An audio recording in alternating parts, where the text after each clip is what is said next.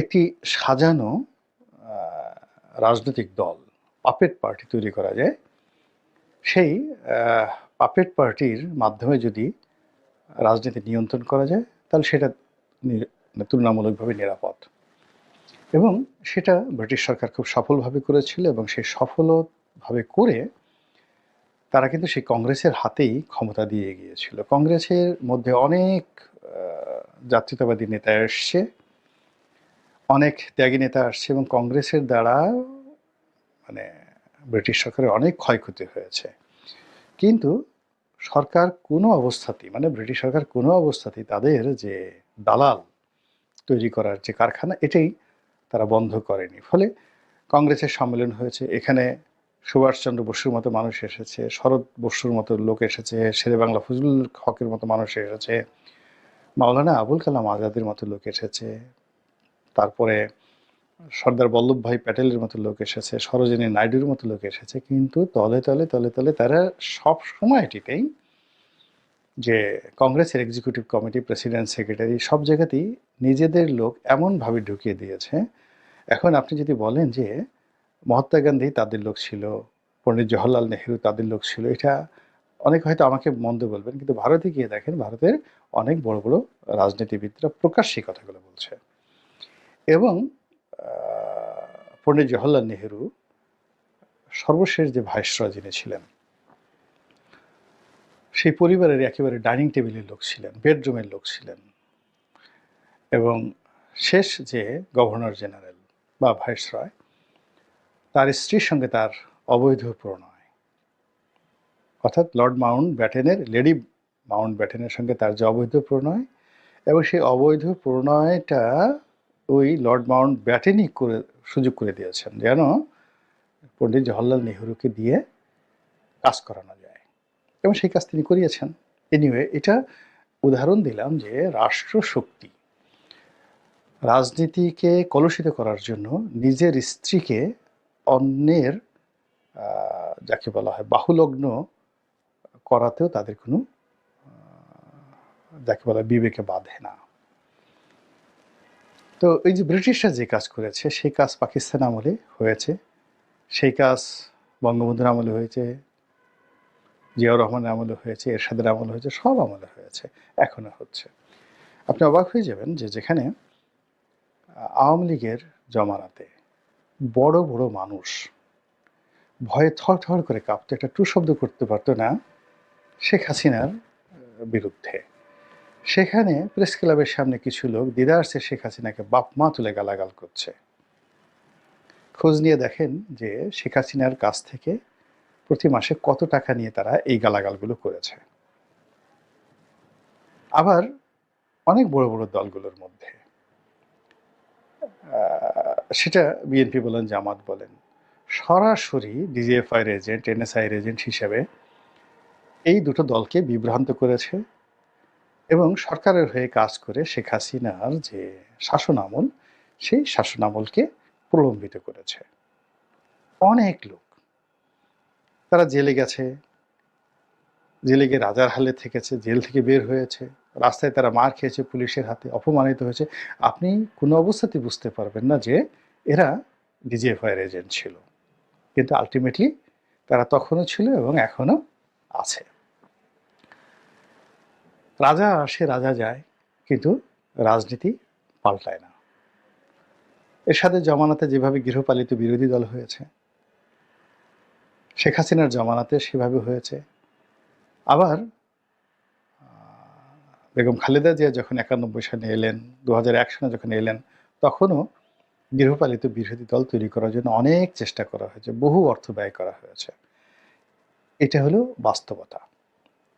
তো সেই যে অতীতের যে অভিজ্ঞতা, সেই অভিজ্ঞতাকে কেন্দ্র করে এখনো পর্দার আড়ালে অনেকগুলো কিংস পার্টি, অর্থাৎ 11 সময় যেভাবে ফেরদৌস আহমেদ কুরেশির নেতৃত্বে যে কিংস পার্টি তৈরি করার চেষ্টা হচ্ছিল, 2024 সনের নির্বাচনের আগে যেভাবে কিংস পার্টি তৈরি করার চেষ্টা করা হয়েছিল, একাধিক কিংস পার্টি, সেই কিংস পার্টি কত যে টাকা পয়সা এখানে লেনদেন হয়েছে তারপরে ইয়াত্তা নাই, এগুলি নিয়ে কত মারামারি হয়েছে। এবং আমি যে অফিসে আমার অফিস যে বিল্ডিংয়ে, সেখানেও বেশ কয়েকটা কিংস পার্টির অফিস ছিল। তো সেই কিংস পার্টি 24 সনে চেষ্টা হয়েছে, 18 সনে কিংস পার্টি, এমন কিংস পার্টি এখন বলা হয়ে থাকে যে 18 সনে বিএনপিকে যে নির্বাচনে নিয়ে গেছে, মূলত ডক্টর কামাল হোসেন এবং গং যারা আছেন তারা মূলত শেখ হাসিনার এজেন্ট হিসেবে কাজ করেছেন। এটা সবাই বলেন এবং বিএনপির অনেক বড় বড় নেতাদেরকে বিএনপির লোক গালাগালি করেন যে এরা মূলত শেখ হাসিনার বি টিম হিসেবে বিএনপিটাকে সর্বনাশ ঘটিয়েছে।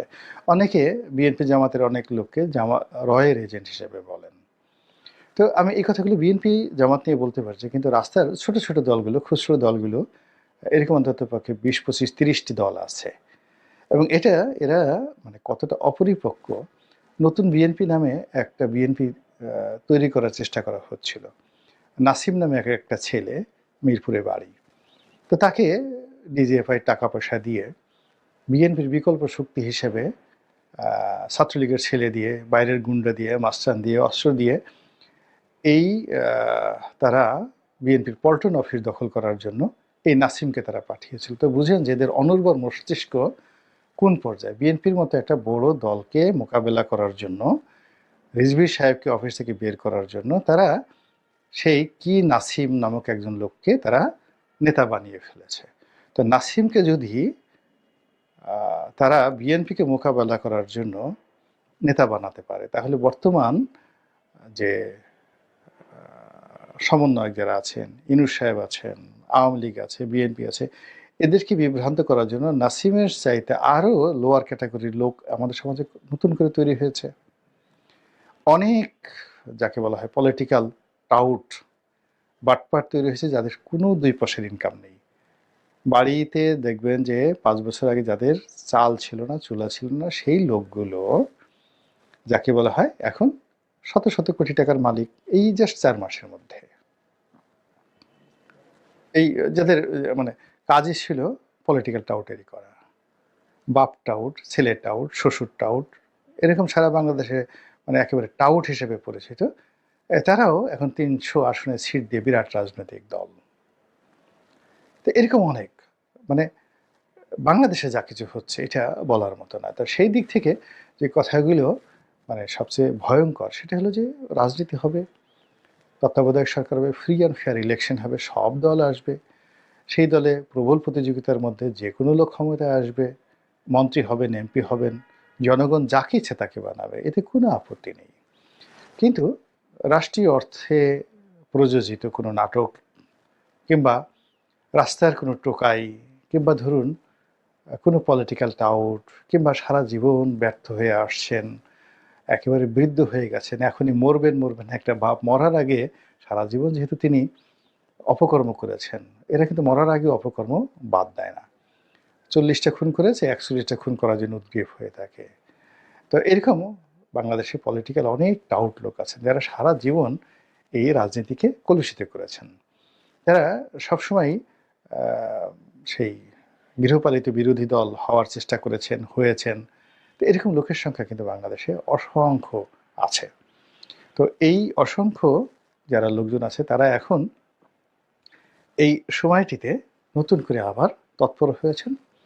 আর পরিবর্তিত পরিস্থিতিতে অতীতের ব্যর্থতাকে স্মরণ না করে বরং অতীতে যারা সফল হয়েছেন 80-র দশকে, যারা সফল হয়েছেন বিভিন্ন সময়টাতে, অ্যাটলিস্ট ধরেন ফিরদৌস আহমেদ কুরেশিকে রাস্তায় নামিয়ে, তার মতো একজন প্রাজ্ঞ রাজনীতিবিদকে, লেখককে, বুদ্ধিমান লোককে রাস্তায় নামিয়ে 4-5 মাস যে কুকর্ম করার সুযোগ পেয়েছিল 111-এর কুশীলভরা, তো সেখানে যদি এই সময়টাতে যারা মানে যাদের কোনো ক্লাস নেই, ক্লাসলেস ম্যান, তাদেরকে যদি দিয়ে অন্তত 1টি বছর জল ঘোলা করা যায়, পানি ঘোলাটে করা যায়, ক্ষতি কি? 1 বছর ক্ষমতায় থাকা তো বিশাল ব্যাপার, এর মধ্যে কত কিছু ঘটে যাবে। তো সেই জিনিসগুলো হচ্ছে এবং তারই প্রেক্ষিতে কি হচ্ছে, অনেকগুলো কিংস পার্টি, একটা দুটো নয়, অন্তত পক্ষে 1 ডজন মানে 12টি কিংস পার্টি এই মুহূর্তে গঠন করার জন্য আলটিমেটলি যে কর্মকাণ্ড চলছে এবং সেই কর্মকাণ্ডের পেছনে শত শত কোটি টাকা ব্যয় হচ্ছে, এটা এখন রাস্তাঘাটে যাকে বলা হয় ফুটপাতে আলোচনা হচ্ছে। যে অফিস যাদের কোনো নামগন্ধ ছিল না, তারা এখন অনেকগুলো কমিটি করে ফেলেছে, জেলা অফিস করে ফেলেছে, উপজেলা অফিস করে ফেলেছে। তো এরকম অন্তত পক্ষে ১ ডজন আপনি কিংস পার্টি, যারা মূলধারার মানে একেবারে সরকারের বাহুবলী, বাহুবলী হওয়ার জন্য এখন তারা মুছে তা দিচ্ছে এবং নিয়মিত মাসোহারা পাচ্ছে। আর এই কিংস পার্টিকে ব্যাকআপ দেওয়ার জন্য, সাপোর্ট দেওয়ার জন্য আরও প্রায় ৩ ডজন অর্থাৎ ৩৬টি বা ৪০টির মতো দল, যারা গৃহপালিত বিরোধী দল হওয়ার জন্য চেষ্টা চালাচ্ছে। তো এর মধ্যে হয়তো দেখা গেল এক বৃদ্ধ আছেন, তিনি হয়তো ৪০ বছর যাবৎ কাজ করছেন কথায় কথা। এখন এই সময়টিতে তিনিও একটা দল করার জন্য হয়তো ১,০০,০০০ টাকা পেয়েছেন এবং তিনি এমপি হবেন, দাঁড়াবেন, ভীষণ রকম ব্যস্ত। তার কোট ছিঁড়ে গেছে, পাজামা ছিঁড়ে গেছে, ডাজ নট ম্যাটার, তিনি এমপি হবেন। তো এই যে মানুষের মধ্যে এই গৃহপালিত বিরোধী দল হওয়ার যে একটা আগ্রহ, আমাদের দেশে দেখুন কত প্রায় এর আগে ওই যে এরশাদ এক সময় উনি সম্মিলিত বিরোধী দল করলেন, প্রায় ২০০ বিরোধী দল হবে এবং তার সেই ঐক্যতে প্রায় ২০০ পলিটিক্যাল পার্টি যোগ দিল। এখন নিবন্ধন যে কজন থাকুক বা না থাকুক, এখানে অনেক লোক আছে। এই যে আমার অফিসের সামনে এক লোক আছে, ছেলে আছে, তার একটা রাজনৈতিক দল আছে, আদা পাগল। তো সে সবসময় আমাকে দেখলেই সালাম দেয়, বলে যে আগামীতে সে প্রেসিডেন্ট হবে এবং আমার দোয়া চায় সবসময় আর কি আমার জন্য, বলে যে আমার ভবিষ্যৎ আছে এবং সে প্রেসিডেন্ট হলে সে আমাকে দেখবে। তো এইরকম পাগলের তো অভাব নেই। তো এইরকম পাগলদেরকে মোটামুটি রাস্তায় নামিয়ে দেওয়া হয়েছে গৃহপালিত বিরোধী দল হিসাবে। এবং এর ফলে কি হলো, পুরো রাজনৈতিক যে ময়দানটি, এটি জটিল হয়ে যাচ্ছে, কুটিল হয়ে যাচ্ছে এবং রাজনীতি একটা খেলো বিষয়, মানে খেলনা বিষয় হয়ে যাচ্ছে। রাজনীতি করা, রাজনীতিবিদ হওয়া, মন্ত্রী হওয়া, এটা একটা ঠাট্টা মশকরার বিষয় হয়ে যাচ্ছে। আমলাতন্ত্র শক্তিশালী হয়ে যাচ্ছে এবং এতটা শক্তিশালী হয়ে যাচ্ছে যে রাজনীতিবিদ বলতে যারা শক্তিশালী, সে সকল রাজনীতিবিদদের মেরুদণ্ড ক্রমশ ভেঙে দেওয়া হচ্ছে। এবং ধীরে ধীরে আপনি দেখুন যে গত ৪ মাসে মূলধারার বড় বড় যে রাজনৈতিক দলগুলো, তারা সবাই ক্ষমতাহীন হয়ে পড়েছে, সবাই আশাহত হয়ে পড়েছে এবং সকলের মধ্যে হতাশা দেখা দিয়েছে। এবং বড় বড় রাজনৈতিক দলগুলোর মধ্যে অন্তর্দ্বন্দ্ব, কলহ, বিবাদ, মারামারি, কাটাকাটি এগুলো শুরু হয়ে গেছে। আর এই সুযোগে ওই যে ১ ডজন কিংস পার্টি আর ৩ ডজন যে গৃহপালিত বিরোধী দল, তারা মোছে তা দিচ্ছে।